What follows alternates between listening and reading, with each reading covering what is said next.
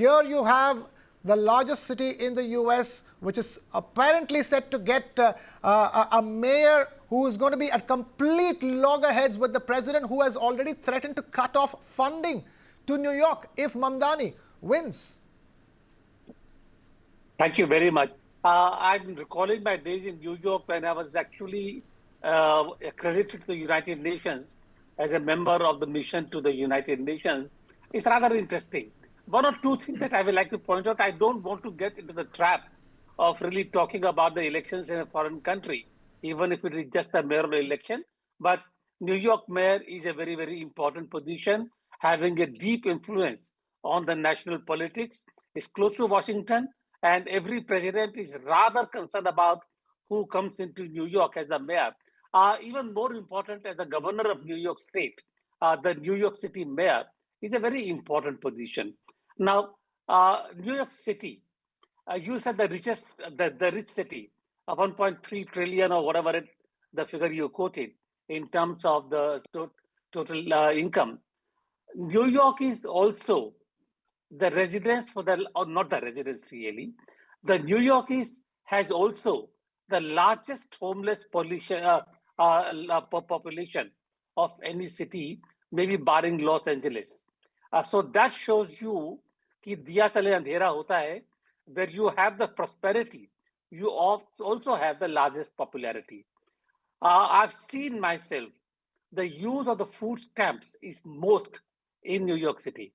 And therefore, when Mamdani, he capitalizes on that kind of an economic chasm among people, he is surely on the path to success, number one. Number two, most of the mayors of New York have been Democrats. There have been Republicans from time to time, but mostly it is Democrats. And therefore, the contests have been really at the level of the Democrats, and Mamdani has emerged the winner. And I don't think Mamdani can lose out the election now. This is my own personal reading. I'm not going to say howdy Mamdani, but and I must say that I do have my preference for Mamdani, being an Indian and being the daughter of being the son of Meera Nair, my favorite film director. I have my support for him, even though I don't have a vote. I would, yes. Okay, fair enough. I want to hold you to that point. Professor Zohran saying, talking about Indian, here you have an Indian of Indian origin is the best way of describing Zohran Mamdani. He has himself gone on many anti-Modi rants. In fact, a coalition of Indian, American and Hindu diaspora organizations across the US has strongly condemned Mamdani for what it described as Hindu-phobic actions and statements. In fact, Mamdani opposed the construction of Ram Mandir in Ayodhya. In 2020, Mamdani reportedly attended a rally where organizers used anti-Hindu slurs. And this is that, person of Indian origin. And think of all the huge Indian community in New York and across the US who are watching this. I agree with you. Some of his comments, particularly during his primaries to be nominated as a Democratic mayoral candidate, had made a splash in Indian media in terms of his views on Hinduism and some of such issues. But I think what makes him most interesting is that he's unusually young to be potentially the youngest mayor of New York ever. And therefore, what he's campaigning are very interesting issues. He's talking of New York politics being dominated by big money and small ideas and old politics of corruption and so on.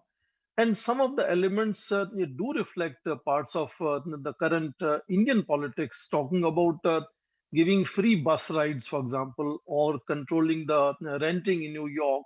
And then in that sense, appealing to the relatively poorer sections of New York. So there are mixture of his being young, which makes him very noticeable. His being immigrant, which again is something that Trump has very different policy on. His being Muslim. And of course, the whole context of New York being a kind of a big apple and a hotspot of multiculturalism in that sense. So that makes him really unusually media savvy, media headlines drawing kind of a mayoral candidate. And what adds fuel to the fire, if I want to look at it that way, is unprecedented intervention of the federal government the Justice Department recently dropping charges on the mayor, which is currently the mayor and soon to be former Eric Adams. And then, people are saying maybe there's a deal. He's exiting now the kind of contest. And of course, above all, you quoted President Trump, making personal aspersions, threatening to cut off funding. This has never happened in American politics. Even if we say that New York mayoral contest is not limited to just local issues. It involves national issues, and as a mayor, he can influence national debates on many issues. So, in many ways, the election tomorrow is going to be something of an unusual of a kind. And I believe that the trends as of now, despite the kind of margins are reducing, because after exit of Eric Adams, and therefore, I think the sidelining gradually by President himself of his own Republican candidate Curtis Silva, the margins between Mamdani and the follow-up candidate, now that we talk of Silva, is really reducing in that sense. So I think in some ways it is interesting, but also New York. In fact, we have some data on it, Professor Swaran Singh. According to the Atlas poll, which has surveyed around 1,500 people, Zohran Mamdani is leading with 40.6% support, followed by independent candidate Andrew Cuomo, the former governor, at 34%, and Republican Curtis Silva at 24.1%. Now, Mamdani is leading Cuomo by just 6.6% and Silva by 16.5 percentage points. His thinnest edge since July, according to a New York Post report. Patikrit Pene, maybe we're talking a little too early. The final verdict is yet to arrive on whether Zohran Mamdani will indeed end up becoming the mayor of New York. Well, it's Patikrit Pine. Secondly, yes, frankly speaking, beyond a point, it doesn't matter much to us as to whether he becomes or somebody else becomes. But let's understand where the issue, the contention, and why President Trump talks about him. See, there is a deep divide in United States politics with the right-wing MAGA group on one side and the woke liberal socialist on the other side. Mamdani calls himself a communist. I mean, Trump claims that he's a communist. So there has been, a great friendship between the Islamist and the socialist for a long period of time. I consider this, if he wins the election, he can, and there would be a euphoria for 1 year, no doubt about that.